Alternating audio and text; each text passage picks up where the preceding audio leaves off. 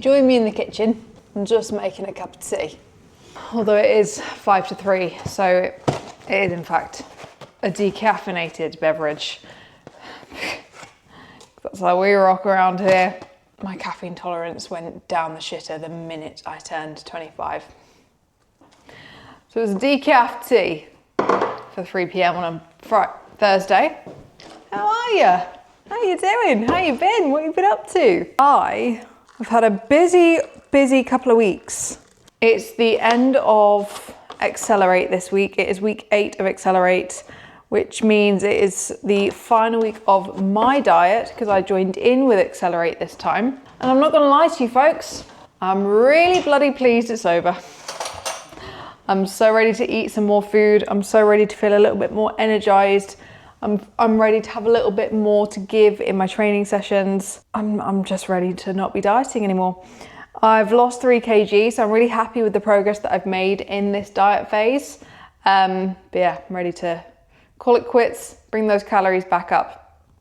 So stick around if the post-diet process is something that you're really interested in learning more about, because I'm going to be documenting that over the next few months alongside my half marathon prep. So today I am home alone for the rest of the day and tomorrow.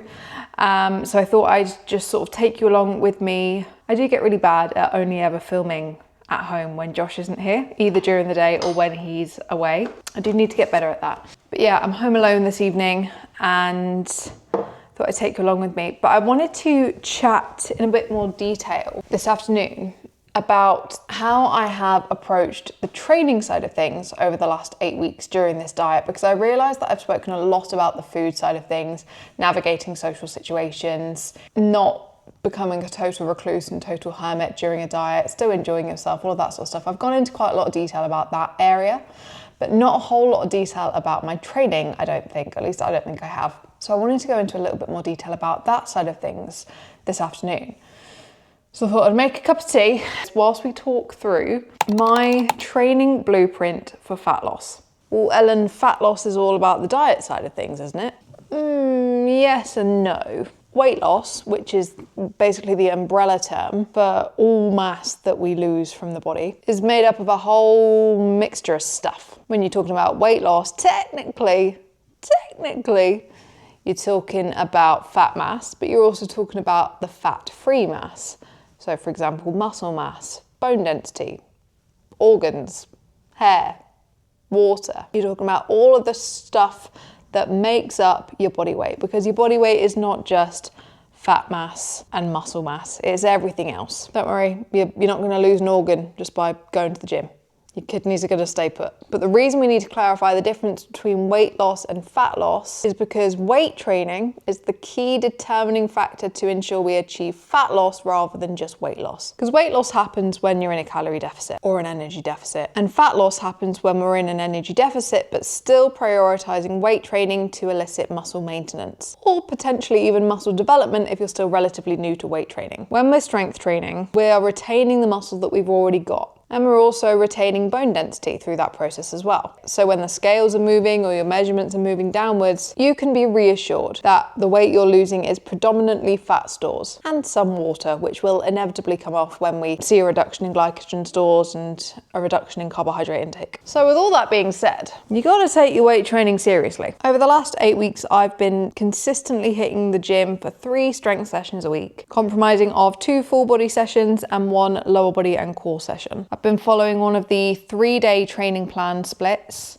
from our 8-week group coaching program that I've been a part of for the last 8 weeks. By the way, there's a link to sign up to the priority list for our next intake in my bio if you're at all interested. And the reason I love the programs that we developed: 1, they're effective. 2, I'm not the kind of gal who loves to spend half of her day in the gym. I'm a get in, get it done, get out kind of gal. So my training sessions generally tend to take me between 45 to 50 minutes if I'm focused. And P.S. if you are finding yourself spending more time than you really want to be in the gym, which is maybe putting you off going for your next session, there is a couple of things you can do to help that. 1, time your rest periods.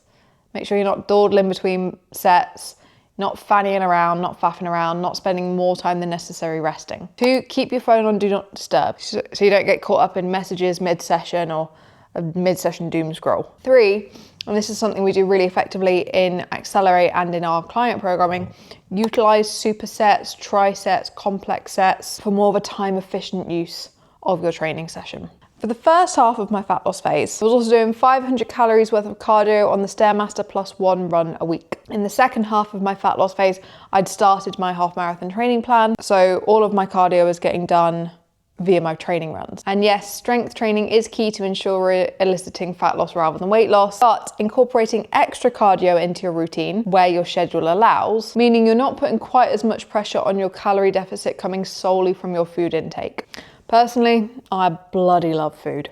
So I'd rather spend a bit more time in the week dedicated to cardio than try and cut a further 500 calories out of my diet. And if you want to be efficient with the time spent doing cardio and you absolutely fucking hate running, the Stairmaster is the place to be. Okay, back to the workouts themselves. So some things to remember when it comes to an effective workout plan. It's pretty simple, to be honest. Do the same shit for a long time. In a nutshell, that's kind of about all you need to know. Because muscle development won't come from walking into the gym and taking the approach of, what do I fancy doing today? Muscle development and muscle maintenance come from repeat stimulation and progressive overload, aka doing the same shit week in, week out for a very decent chunk of time. Ideally around the 8 to 12 week mark as a minimum before you then adjust your training plan in any significant way. I'm talking same exercises, same rep range, same tempo. I've been following the same training plan for the last 8 weeks, and I plan on following the same training plan for the next 2 weeks before I adjust a few things around, bring a bit more of a direct strength for runners influence in, focus a bit more on unilateral lower body strength, add a few plyometric bits and pieces in there, help me train my body to optimally absorb the pressure and the repetitive nature of running more effectively. But I'll also be keeping a lot of exercises the same, to be honest, especially the exercises that I'm still really enjoying and still seeing good progress with, because there's no point doing a total 180 on your entire program if there are still elements that are working for you. Another thing to bear in mind with regards to your training when in a fat loss phase is your training intensity. A lot of people get into this mindset of, oh, I'm in a deficit, therefore I can take it easy, I can chill out on my workouts, I don't have to push as hard because I don't have as much energy to give. But ideally, you want to make sure that your training's not regressing in the slightest. You want to be focusing on maintaining the same levels of strength and performance, if not grasping to continue progressing slightly, despite the energy depleted state. And the easiest way to ensure that happens is by focusing on what your diet looks like in and around your training session. So think about what you're eating an hour or two before you go to the gym. Think about what your protein intake looks like across the day. So a basic structure to consider would be carbs pre-workout,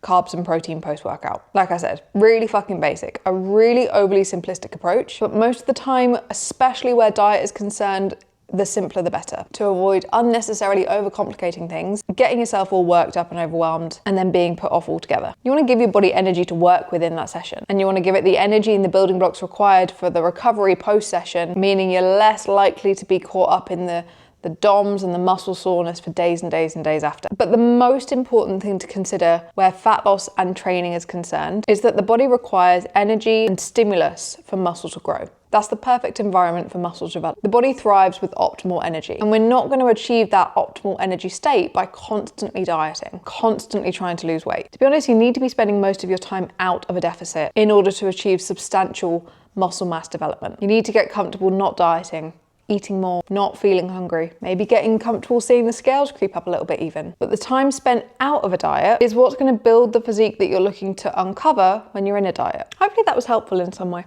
I've been doing quite a few sit down videos recently because I wanted to get a little bit more education and a bit more of an informative approach onto this channel rather than it just being solely kind of lifestyle and bloggy focused. So I'd love to know if you actually enjoy those videos as much, more, less than my normal content, my normal vloggy lifestyle content. If there's any kind of more informative education-based videos that you'd like to see, drop a little comment with your suggestions if that is the case. And now my tea's gone cold because I've been blabbering away.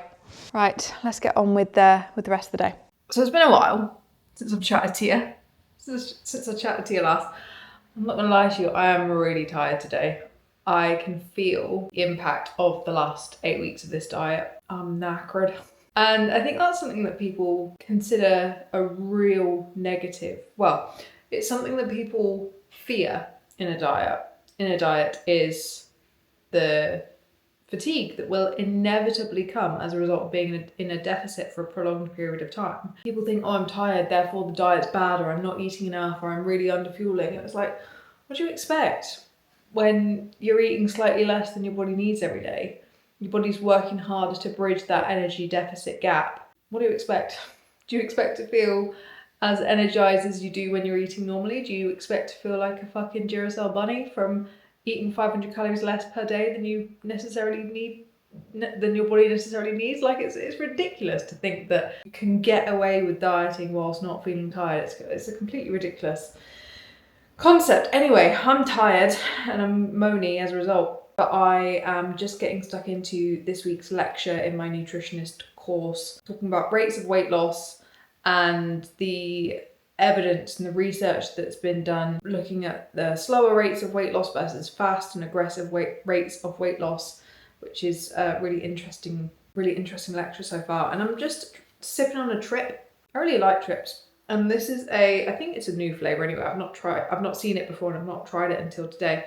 It's the cherry lemon flavour.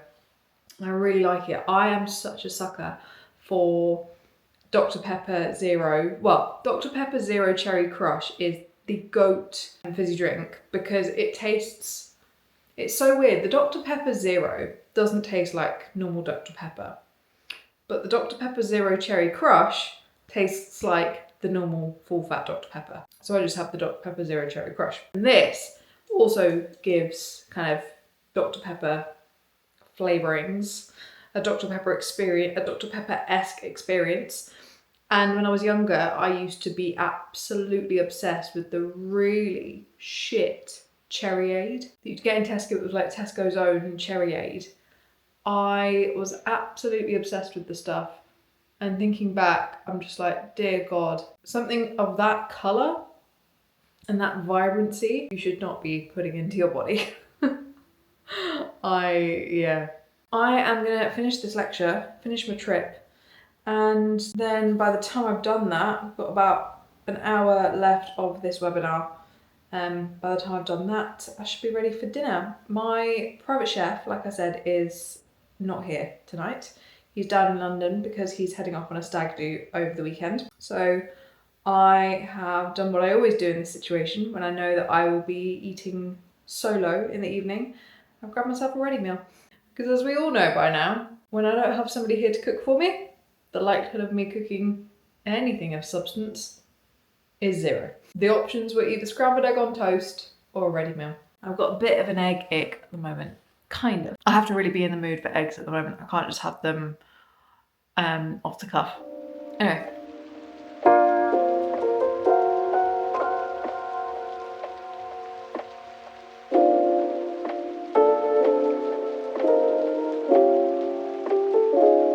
Fake tanning is easily the worst self-care job with the best payoff. It's such a catch-22. I hate self-tanning, I hate the whole process. But goddamn does it make you feel good when it's done. And it's done. It's an express tan, so I'm just gonna wait. I'm gonna wash this off just before I go to bed because I'm planning on going for a run tomorrow morning and I don't wanna run whilst caked in fake tan. That's not fun for anybody involved, especially not my gym wear that I use when, whoa.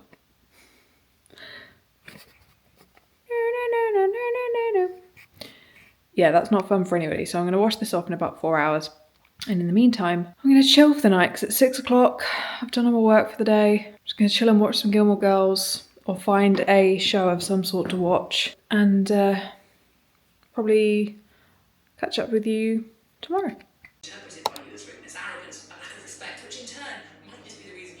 Hi, hello, good morning. It is, that clock is slow. It is 6:10. I have been awake since 2:30. I've been awake since 2:30 and I wish that was an exaggeration. I have a very busy weekend. Like I said, I think yesterday, I'm heading down to London today for the weekend and I have a 10k run to do and I'd rather do it whilst I'm still home so I can kind of use a route that I know and it doesn't eat into my time that I have down in London. So I go and do a 10k run, but the only way I've incentivized myself to go and do it is if I run 2 kilometers to my gym, 6 kilometers on the treadmill and 2 kilometers home. So I feel like I'm chunking it up a little bit more than just going on a big long route. I don't know, it sits better in my head doing it that way than dedicating myself to a full 10k loop around the city. And I know for a fact that if I do like a shorter loop that keeps me closer to home and just do that twice, I will give up after the first loop. Like, there's no doubt about that. So if I run away from home to the gym, 6 kilometers on the treadmill, and run home again, that's 10k total, and I can manage the concept of that. I can fathom the concept of that in my head right now. So I'm just prepping a crumpet to have as my pre-workout snack. And yeah, see how this run goes. I'm feeling okay, considering I've got 3.5 hours less sleep than I'm used to. I'm feeling okay so far, but how long that lasts, I'm not entirely sure.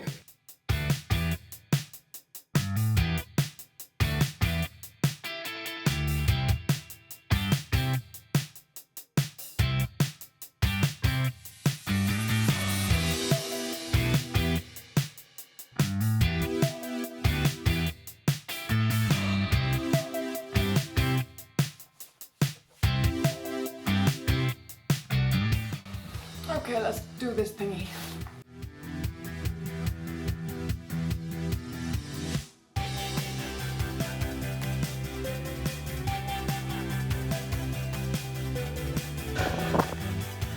That was easily the toughest mental battle I've had to keep going and finish it since I did High Rocks in November last year.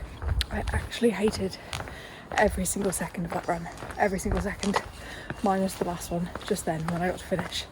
Oh my god, my body felt so heavy from the get-go. Mentally, I was just not tapped in. I was firmly tapped out from the start, which is always the worst way to start a run. Being in this headspace of I can't do it mentality. When I was on the treadmill, I kept telling myself, right, get to the next kilometre, you can stop, you can run back, you can call it a day, you can go for a shorter distance, it's all good. And I kept doing that for every single kilometre. It got to the 5th kilometre, I hit 5 kilometres on the treadmill, and I said, okay, call it quits here, just run back, do the 2 kilometres home, call it 9k and call it a day, knowing full well that by the time I got to 9k, I would absolutely gaslight myself into doing the final kilometre, which I did. But yeah, I think I was kind of relatively close to pace. Yeah, I was on 5:25 pace average, although my watch didn't really pick up the treadmill kilometres that well. It told me I was being a bit slower than I was on the treadmill, so probably did hit pace.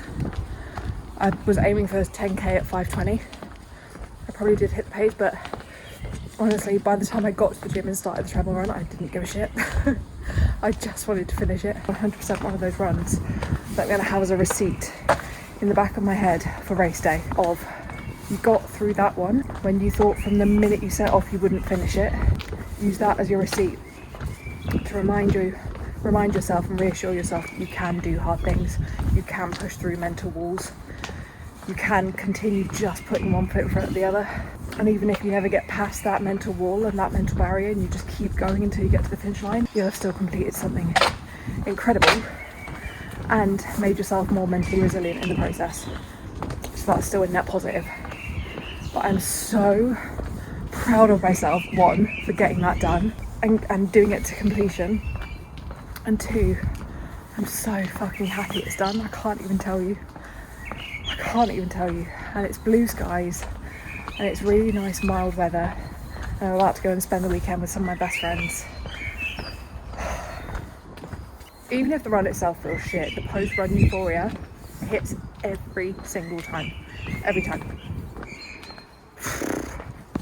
Hopefully you're not going to judge me because you also do it, but I just hair dried the sweat out of my hair.